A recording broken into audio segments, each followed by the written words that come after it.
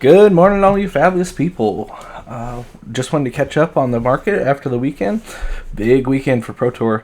Hope you guys watched some of it. The games were absolutely top notch. I watched most of day two, a little bit of day one on like 1.5x speed, but day three for top eight was absolutely wild. There was 4 KOs in the top four or top eight. And then there was a Dromai, a Kano, and two Dories. Was our top 8 breakdown. And both Dories were on Hatchet Dory, which was pretty crazy. And I didn't think Hatchets were that good until I watched this weekend. And they're absolutely kind of nuts. If you get Dory with that that first axe hit that swings, and you can swing with it again as long as it had go again. It's kind of crazy. You get 3 axe swings in a turn. Great for clearing dragons. Great for just getting tempo and value out of cards. But anyway, we've got to start that. Speaking of, Hatchet of Body and Mind has gone kind of crazy. These were LGS promos from the Monarch days. They're cold foils. There are no rainbow foils, which I thought was interesting of these. So that's part of the reason that these are so expensive. Hatchet of Body is nearly twice the price of Hatchet of Mind. Last sold was 75. Current lowest listing 80. And then Hatchet of Mind last sold 35. Lowest listed about 45 for a lightly played or 55 for near mint. These are kind of crazy. I have a set myself. I bought these back in like November or even before. They were like $8 a piece. So this is kind of just goes to show how cold some of these cards can get when they're not in the meta. And as soon as they become in the meta, they just go to the moon. I would probably hold off on buying any of these for a long while. I'm considering selling my set, even though I'm kind of a warrior main myself. But $130 for 2 cards that I bought for 16 for the both of them seems almost too good to pass up. On that same note, Spill Blood has gone kind of a little bit crazy, but previously, like a year ago, these were under $1. I had like 9 copies of these, and these were because I just liked the card, and I thought with heavy hitters, hopefully they get some axe support. It does seem like they got a little bit. Most of the cards in heavy hitters they just state weapon, not sword or axe. So it did get cross support there. But this is kind of the power card of Hatchet Story. It closes games as well as it secures clears and on hits. So this card being $5 for rainbow foil, nearly depleted from the market for the unlimited. In the first edition, starts at $7 damage and $20 or $18 for unconfirmed. So the rainbow foils are disappearing fast. I think lots of people saw how good Hatchet Story is and how flexible it is into a lot of matchups. So I'd keep your eye on this. I think this card probably still has room to go up, and it's still not bad. $12 for a playset of just the normal is pretty good. Decimator Great Axe Cold Foil. This card's been $10 for a while, but all of a sudden it went down to like $4 or $5 this weekend. I would pick these up. These were in some of the sideboard options of these stories. These axe stories. Mainly for like fatiguey matchups and long grinds. Cold foil also just looks very good. I don't think it's short printed or anything in Dusk Till Dawn, but it is a rare cold foil. So just keep your eye on this. It's very usable. I think it's the best two-handed axe currently. Ninja support for Part the Misfail still going kind of crazy. Ancestral Harmony was one of the cooler cards of heavy hitters for ninja support, or it was the only ninja card, but it's combo based and gives +1s to all your combos this turn, and it also gives you hopefully a positive card draw here, as well as being blue block 3 for ninja, which is very good for the Katachis pitching. This card was like $3 last week. Just took a while to catch up with the kind of buyouts and stuff like that. It's an expansion slot card. I don't think this card will probably be $7 to $12 for the near future, unless it just becomes part of a busted deck. Just keep an eye on it. If you're absolutely desperate for it at the moment, I'd pick it up. Otherwise, I'd wait for it a little bit. It'll cool off once the part of Ismail news cools off before spoiler season. Crouching Tiger Rainbow Foil from Dynasty is kind of crazy. This is a common rainbow foil in Dynasty. Yeah, I think they're seem to be a little bit rarer, but $5 for a common rainbow foil in Dynasty is just nuts. Which your alternative is a non-foil, which not many people like non-foils, or the Marvel, which is like $60 a piece. So I think you hold off on these. I think these probably come back to like $1 or $2 in a few weeks. But $5 is kind of crazy for a comical or rainbow foil. Fine Center Rainbow Foil. This was off of, I believe, and it was off of TCG Talk. He mentioned that Fine Center mentions creating a Zen State token, as well as Zen token kind of looks like Zen himself is on there. This card could be good if the Crane Dance combo becomes good, but this could be a good game ender. But the rainbow foil went from like $3 to now $7. The non-foil is still really cheap, I believe, at like under $1. So if you think this card's good, pick it up for under $1. Place that for $3, not bad. So I was looking through the market this morning, and what stood out to me is there's a lot of these kind of expansion slot cards / spec cards that the rainbow foils are just going absolutely nuts. Like, people are buying them out crazy, and the non-foil isn't really moving. Sonata Galaxia is a great example. There's only 3 in the market right now. $19 for a rainbow foil, and the non-foil is still like $3. Normally these expansion cards are pretty close in price, like $1 or $2. I just found that really interesting, that people are buying these out and not really the non-foils. I do think this has a lot to do with rarity. A rainbow foil majestic is a lot more rarer than a non-foil. So just keep an eye on this. Hopefully these get replenished. I would guess they come back to like 15-ish if they're replenished a little bit more. And this Viserai also did pretty darn well in the Pro Tour. There was like 6 Viserais total, and I think 4 or 5 of them converted to day 2.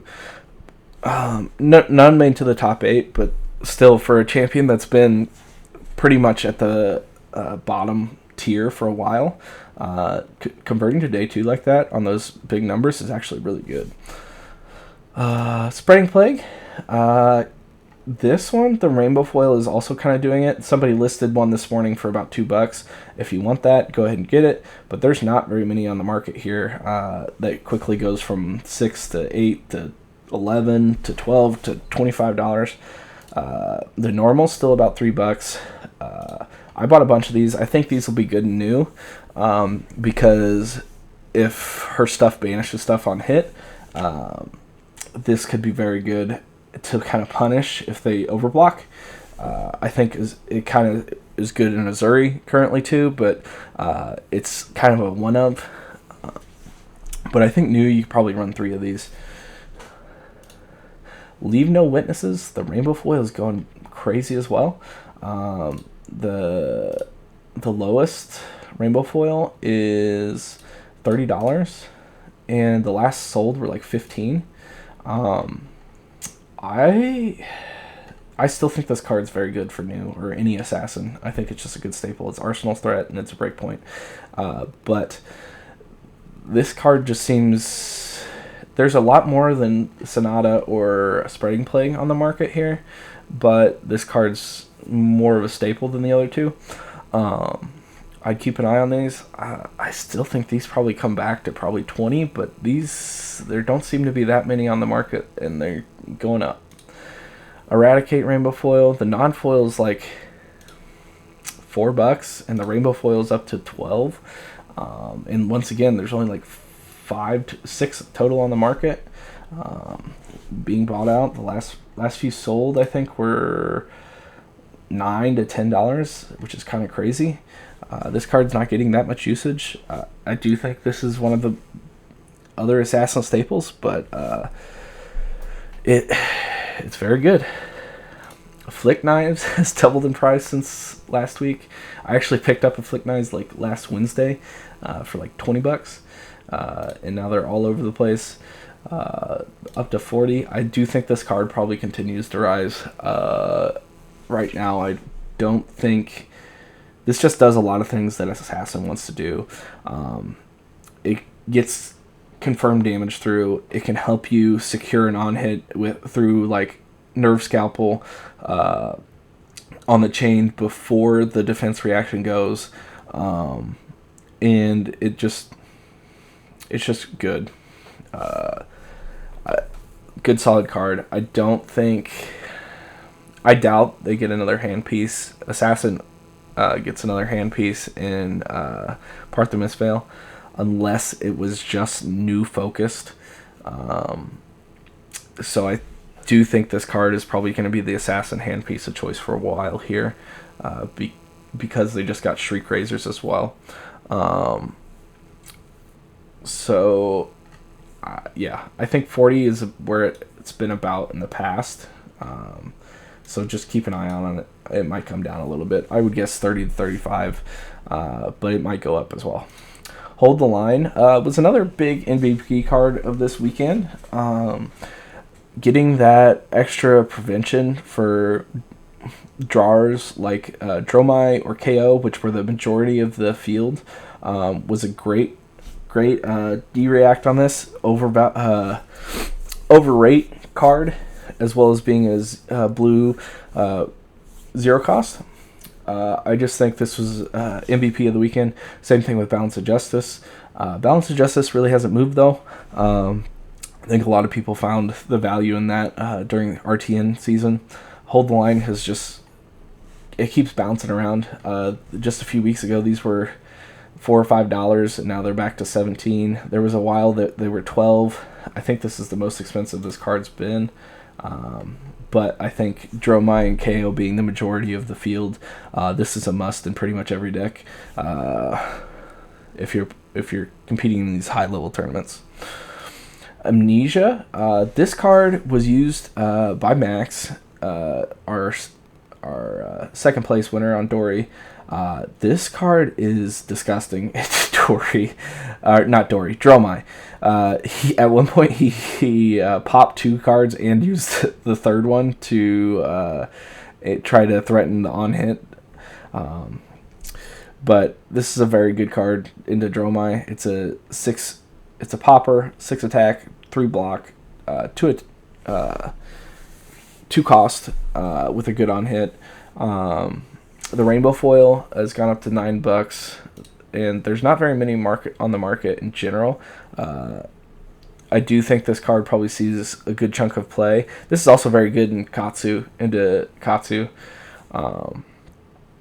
but $6 for the non-foil and $9 for the rainbow foil. Only one on the market for the rainbow foil. I'd pick up the rainbow foil if you're looking to get a copy right now. There's only like maybe 3 play sets here. Watch out for this card. I have a feeling come the end of the week we'll be talking about this card doubling in price again. Sonata Fantasia is on the rise again. It's about $7. The rainbow foil, I think, has also been... Oh, no. I just think this is a good spec in general. It's moving up a little bit. There's been quite a few sold.